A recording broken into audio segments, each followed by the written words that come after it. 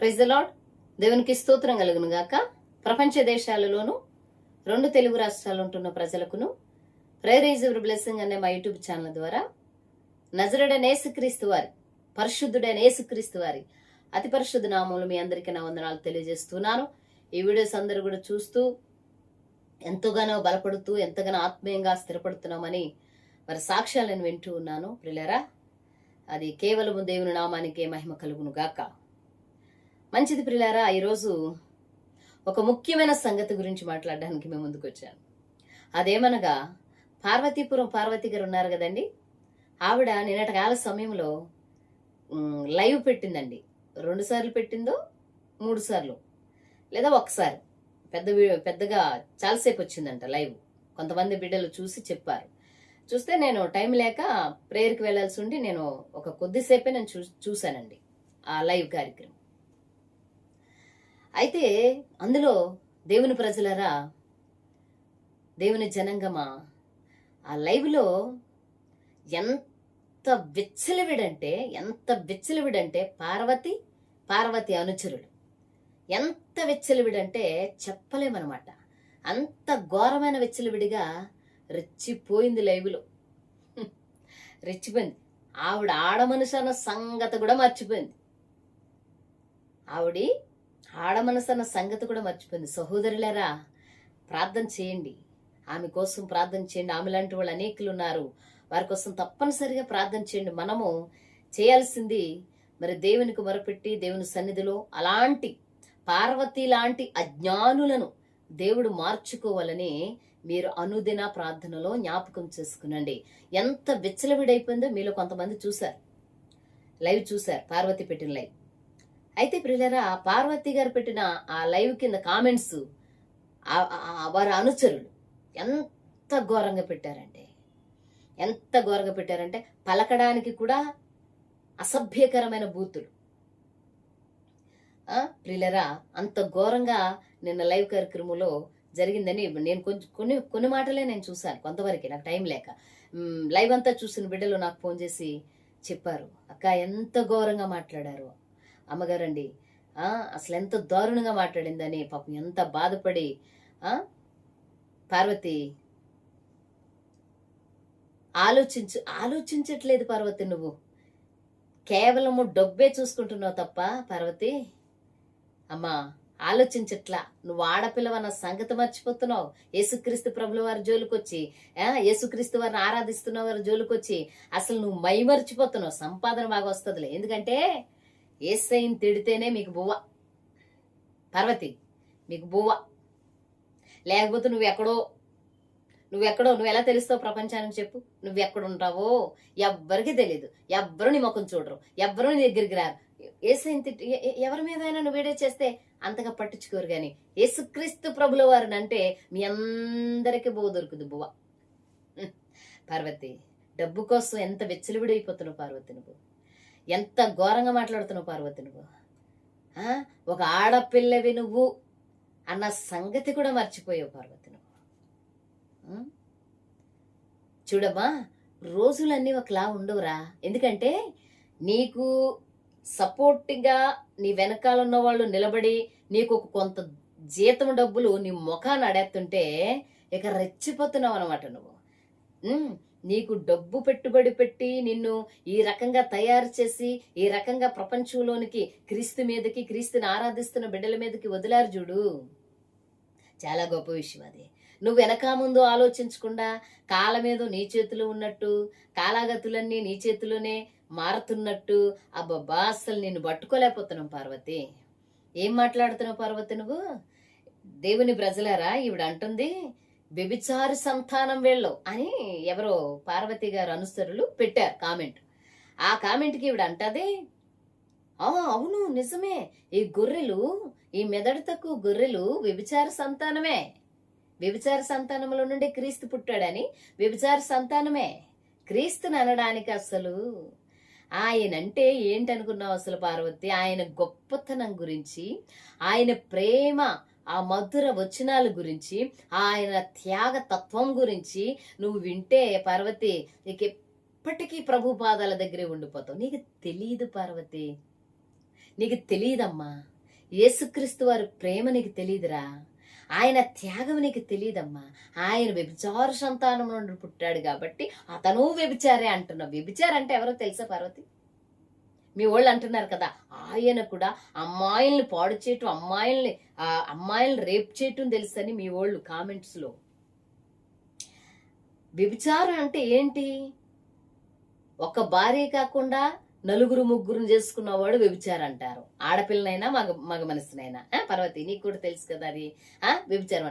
అసలు మా యేసుక్రీస్తు ప్రభుల వారు అసలు ఆ కామ క్రోధ మదమత్సరాలకి చోటు లేనివాడు మా సృష్టికర్త అయిన యేసుక్రీస్తు ప్రభుల వారు.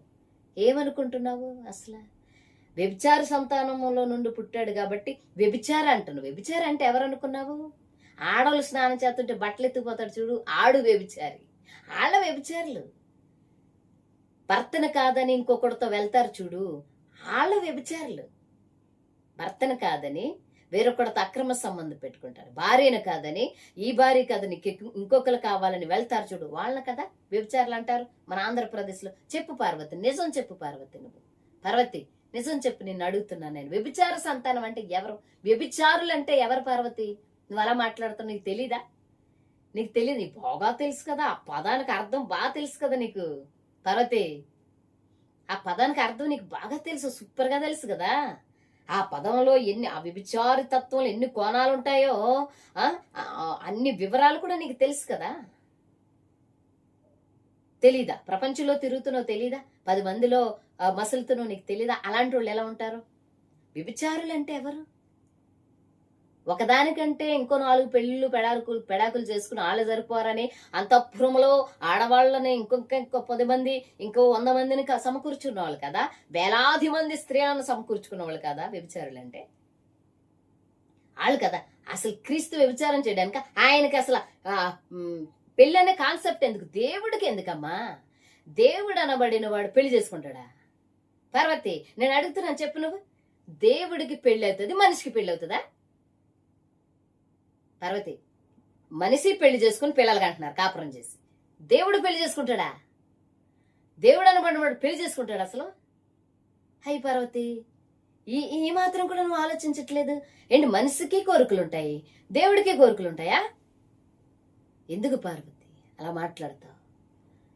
మరలా మీ ఓళ్ళు మమ్మల్ని అంటున్నారు, మీ ఓళ్ళు మమ్మల్ని అంటున్నారు, మీ ఓళ్ళు మమ్మల్ని అంటున్నారు అన్న ఇంత బహిరంగంగా నువ్వు లైవ్ పెట్టి క్రీస్తుని ఆరాధిస్తున్న బిడ్డలను అవమానిస్తున్నావే అంటే ప్రభుత్వం వారు మీకు సపోర్ట్ చేస్తున్నారా? నీ వెనకాల ఉన్న వాళ్ళు ఎవరైనా బాగా సపోర్టెడ్ పునాది వేశారు కాబట్టి కదా నువ్వు రెచ్చిపోతున్నావు, అంతేనా? ఇంకేమైనా ఉందా పార్వతి?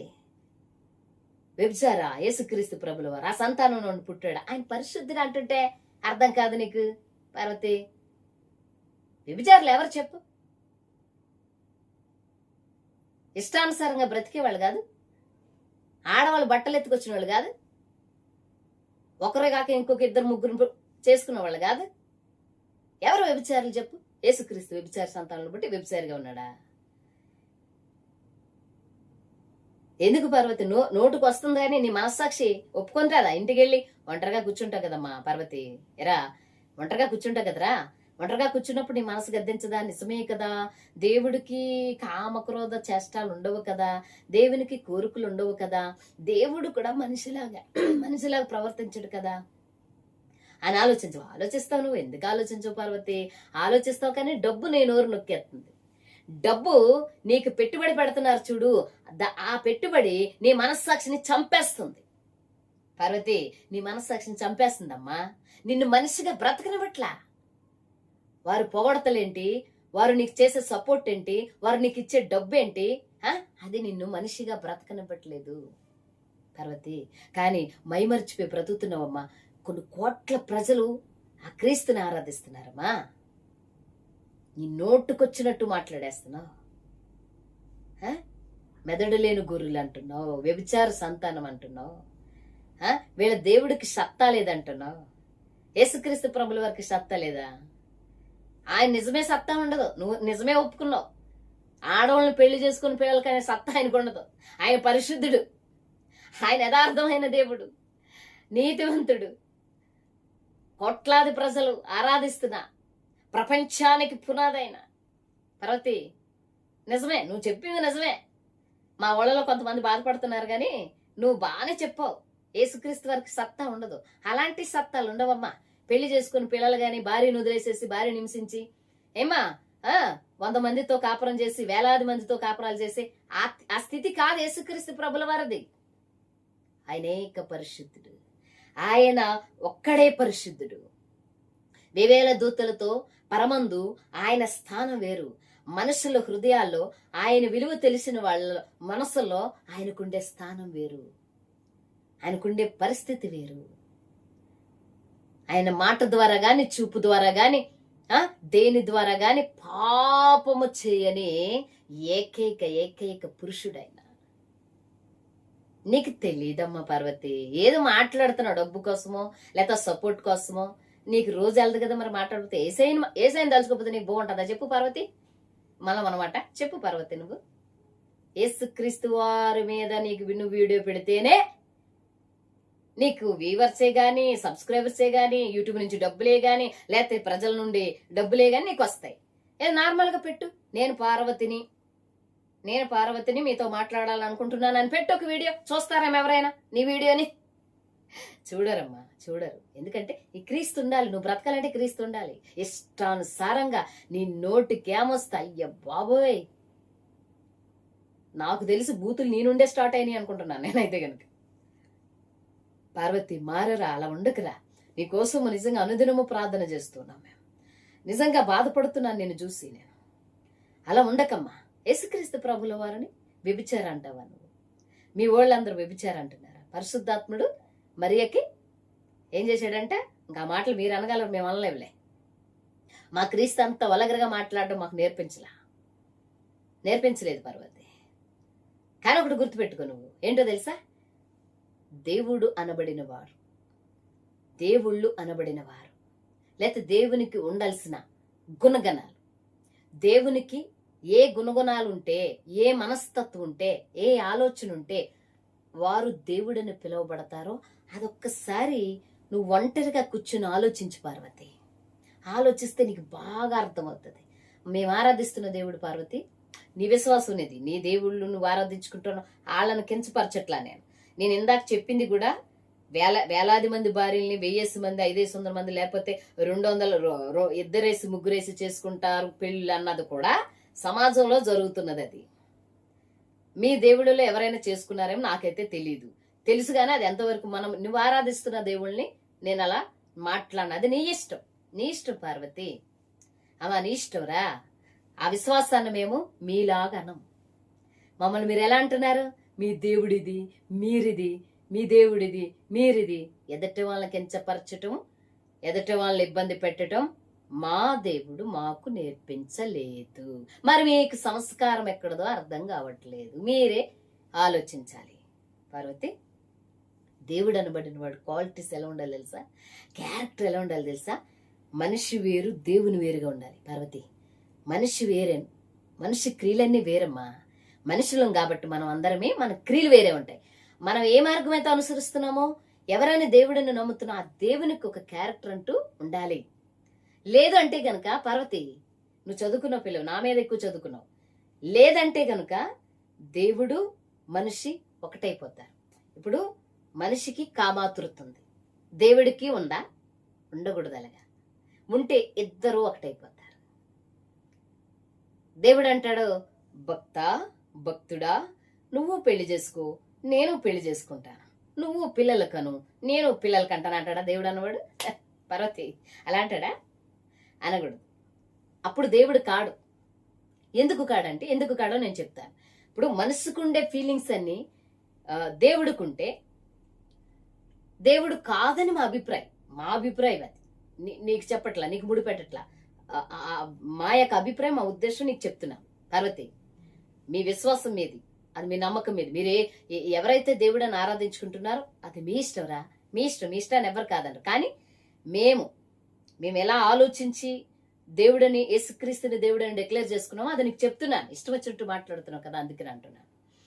క్రీస్తు, మేము ఆరాధిస్తున్న క్రీస్తులో ఇలాంటివి లేవు. మరి మనిషిలో ఉన్నాయి లేవు. మనిషి పాపం చేయగలడు, చేయడానికి సమర్థుడు. దేవుడు పాపం చేసేవాడిని రక్షిస్తాడు. ఆయన సమర్థుడు. అది మేము నమ్మం. పార్వతి, నేను విగ్రహారాధన చేస్తున్నప్పుడు నన్ను ఒక పాస్టర్ గారు చర్చికి రమ్మని అడిగారు. నన్ను ఆ మొక్క చెప్తున్నాను నేను. చర్చికి రమ్మని అడిగితే నేను అన్నాను, మేము ఆరాధిస్తున్న కోట్లాది దేవుళ్ళు చాలా గొప్పోళ్ళు అని, మా తల్లిదండ్రులు అనుసరించిన ఆ యొక్క మార్గంలో ఆ అనుభవాన్ని బట్టి నేను చెప్పాను. సరే వెళ్ళిపోయారు, ఒక రోజు వచ్చి వెళ్ళిపోయారు. ఆ తర్వాత ఒక వారం రోజులు పోయిన తర్వాత మా ఇంటికి మరలా ప్రేయర్ చేయడానికి ఆ దారులు వెళ్తున్నారు, అక్కడ విశ్వాసులు ఉంటారు కాబట్టి. సో ఆ రోజు ఆ రోజు సోమవారం అంటే నేను ఆ సోమవారం పార్వతి పరమేశ్వరులు గారిని కొలిచేదాన్ని నేను అప్పట్లో. మన విశ్వాసం వాళ్ళది. ఇప్పుడు ఆ మార్గంలో ఉన్నప్పుడు మనకు గొప్ప. ఇప్పుడు నువ్వు ఉన్నావు, నీకు ఎంతో గొప్ప. ఇప్పుడు నేను అంటాక నేను సరిపోను. అప్పుడు నాకు అందులో ఉన్నప్పుడు ఆ గుడి దగ్గరికి వెళ్లే దారిలో కొంచెం రుప్పల్లా ఉంటాయి. మా వైజాగ్ సైడ్ ఏరియా, మా ఇంటి చుట్టూ కొంచెం రుప్పల్లా ఉండే వెనకాల. అయితే గుడి దగ్గరికి వెళ్ళాలి. ఆ దారిలో వెళ్తూ ఉండగా పాము వచ్చేసింది. సడన్ గా పాము వచ్చింది పార్వతి. వస్తే నేను చాలా పెద్ద కేక పెట్టేసేసి భయపడిపోయాను. భయపడిపోయి పాము ఇప్పుడు నువ్వు నీ కనపడినా కూడా మెల్ల ఏం వేసుకోవు కదా పార్వతి, మెల్ల వేసుకుంటావా? వేసుకోవు కదా. పాము అని అరుస్తావా లేదా? నువ్వు చెప్పు పార్వతి, అరుస్తావా లేదా? అరుస్తావు కదా. పాము కనపడితే ఏం చేస్తావు? ఇప్పుడు నువ్వు క్రీస్తుని మీద వీడియో చేస్తూ ఉంటావు. సడన్ గా నువ్వు ఉన్న చోట పాము వచ్చింది, ఏం చేస్తావు? పక్కనుండమ్మా నేను వీడియో చేస్తున్నాను అంటావా? అనవు కదా. భయపడతావు కదమ్మా. వీడియో ఆపేసేసి మొత్తానికి ఎగురు గంతులేస్తా ఉంటావు. పాము అని అరుస్తావు కదమ్మా. అయితే నేను పెద్ద పెద్ద కేకలు పెట్టేశాను పాముని చూసి. అప్పుడు ఆ పాస్టర్ గారు లోపలికి వెళ్ళి, అంటే గ్రామం లోపలికి వెళ్ళి వాళ్ళకి ప్రేయర్ చేసి వెనక్కి తిరిగి వచ్చే సమయంలో ఆ కేకలు పడుతుంటే పాస్టర్ గారే వచ్చారు. ఆ పాస్టర్ గారు వచ్చి ఎందుకమ్మా, అప్పుడు నా పేరు రవణమ్మ. ఎందుకు రవణమ్మ ఇట్లా చేస్తున్నావు ఎందుకు అలా అరుస్తున్నావు అని. పామండి అంటే ఈలోగా ఆ చుట్టుపక్కల ఉన్న వాళ్ళు వచ్చి 2 కర్రలు తెచ్చి కొట్టి చంపేశారు. పాముని చంపేశారు. పార్వతి విను, పాముని చంపేశారు. చంపేస్తే అప్పుడు మా పాస్టర్ గారు ఒక 5 నిమిషాలు, ఆ పాస్టర్ గారు నిలబడి 5 నిమిషాలు అయిన తర్వాత నేను రిలాక్స్ అయ్యాను.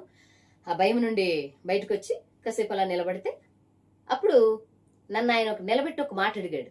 ఏమనంటే, రవణమ్మ నేను ఒక మాట అడుగుతాను ఏమనుకోకని అడిగారు ఆయన.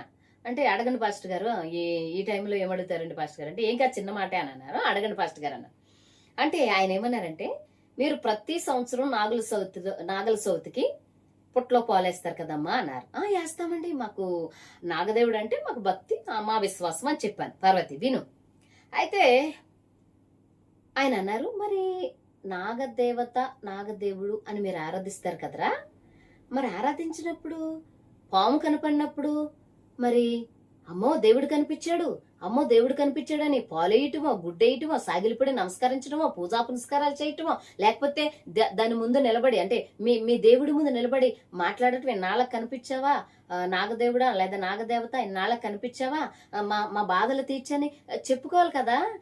కొట్టి చంపేస్తారండి మీ దేవుడిని అని అడిగాడు. పార్వతి ఆయన ఏమన్నారంటే, దేవుడని మీరు ఆరాధిస్తారు, ప్రతి సంవత్సరానికి ఒకసారి పుట్టల దగ్గరికి వెళ్ళి పాలిసి అన్ని చేస్తారు, పాముని దేవుడని మనం భావిస్తాము అని ఆయన ప్రశ్న అడిగారు. అలా అడిగారు. ఏమనంటే, దేవుడిని కొట్టి చంపేస్తున్నారేంటి రమణమ్మ, దేవుడిని కొట్టి చంపేస్తున్నారేంటి మీరు? దేవుడని పూజించుకుని ఇంట్లో తీసుకెళ్లాలి కదా, కర్రలతో కొట్టి చంపేస్తున్నారేంటి? దీని భావన నాకు అర్థం కాలేదు, చెప్పమన్నాడు అతను. పార్వతి నన్ను. అప్పుడు మనకి ఒకవేళ నీ దగ్గర అర్థం ఉండే ఉంటదిలే, పాముని ఎందుకు చంపుతారో కనపడినప్పుడు. పాము గుళ్ళో ఉన్నంతసేపు నాగదేవత, అది నిజంగా మారి కనపడితే దాన్ని కర్రలెట్టి కొట్టేస్తారు చాలా చోట్ల. ఎవ్వరు కూడా బతకనివ్వరు, అది నీకు తెలుసు కదా. ఎవ్వరు కూడా ఇప్పుడుకొచ్చి నేను చూసినంత మట్టుకి పాము కనిపిస్తే నాగదేవుడా నాగదేవత రా మా ఇంటిలోకి లేదా నా మెళ్ళలోకి రాని వేసుకున్న మనిషి అనేవాడు నాకైతే కంటికి కనపడలేదు. ఆ పురుషుడే గాని స్త్రీయే గాని కనపడలేదు. సో అప్పట్లో నేను చేయలేదు. అప్పుడు ఆయన అడిగిన మాటకి నేను ఆలోచించాను. పార్వతి, దేవుడు దేవతను మేము ఆరాధిస్తున్నాము, కనబడితే కర్రలతో కొట్టి చంపేస్తున్నారు. సర్లే నేను అప్పుడు ఏమనుకున్నానంటే పార్వతి, నీలాగే అజ్ఞానంగా ఆలోచించాను. ఇప్పుడు నువ్వు ఎలాగా పేలిపోతున్నావు పేలాపన అలాగా ఆలోచించి నేను ఈడు ఆరాధిస్తున్న దేవుడే దేవుడు, ఈడు కొలుస్తున్న దేవుడే దేవుడు, యేసుగాడే దేవుడు, ఈ యేసుగాడే దేవుడు, ఇంకా అందుకే ఆడి గురించి చెప్పడం కోసమే ఇలా ప్రవర్తిస్తున్నాడు ఈడని నేను ఆ యేసైని తిట్టేశాను, పాస్టర్ని తిట్టేశాను. ఇంతకీ నా దగ్గర సమాధానం లేదు. చెప్పాలా? పార్వతి అడిగిన దానికి చెప్పాలా లేదా? చెప్పాలి, కానీ చెప్పలా. చెప్పకుండా తిడుతున్నాను. సబ్జెక్ట్ వాళ్ళు ఏమడిగారు? అతను ఏమడిగాడు దానికోసం? నువ్వు దేవుడు దేవత అని నాగుపాముని ఆరాధిస్తావు. మరి కనిపించినప్పుడు నీ బాధలు చెప్పుకో. నా కష్టం ఇది, నా బాధ ఇది, ఇన్ని సంవత్సరాల నుంచి నీకు పాలేసాను, గుడ్డేసాను, నీ పొట్ట చుట్టూ అనేసాను, తిరిగాను, నోములు నోస్తాను నీ గురించి, నా కష్టం ఇది, దేవుడా నాకు తీర్చని మాట్లాడుకో. దేవుడే కదా అని ఆయన నన్ను ప్రశ్నేశాడు. నా దగ్గర సమాధానం లేదు. లేక నేను అతన్ని తిట్టాను, అతను ఆరాధిస్తున్న దేవుడిని తిట్టాను. ఆ రోజుల్లో నాకు ఇప్పటికీ అర్థం కాదు. పార్వతి, నీకేమైనా అర్థం తెలిస్తే కనుక వీడియోలో పెట్టు, వీడియో రూపంలో నన్ను పెట్టు, లేదా కామెంట్ రూపంలో నన్ను తెలియచేయి. నాకు ఇప్పటికీ కూడా అర్థం కాలేదు. అర్థం కాని విషయం మనకి ఎందుకు అనవసరమని ఉన్నాను నేను. ఒకవేళ నీకేమైనా తెలిస్తే చెప్పు. ఇప్పుడు నాగదేవుడిని మనము దేవుడని భావిస్తాం. ఇప్పటికి మీరు భావిస్తున్నారు. ఇప్పుడు నాకు మరి లేదు, ఆ మార్గము నాకు కొంచెం నచ్చలేదు, వచ్చేసాను, క్రీస్తు మార్గంలో అనుసరి, అది మంచిది కాదని నేను అన్నాను, మీ ఇష్టం అది. కానీ అర్థం చెప్పు. ఎందుకు చంపేస్తున్నారు? పాము కనపడితే దేవుడిని మీరు సాగిలి పడకుండా ఎందుకు చంపేస్తున్నారు? నాకు తెలియాలని ఆయన అడిగారు ఆనాడు. ఇప్పటికీ నాకు ఆ విషయానికి అర్థం తెలియదు. నేను ఎవరిని అడిగినా చెప్పట్లేదు.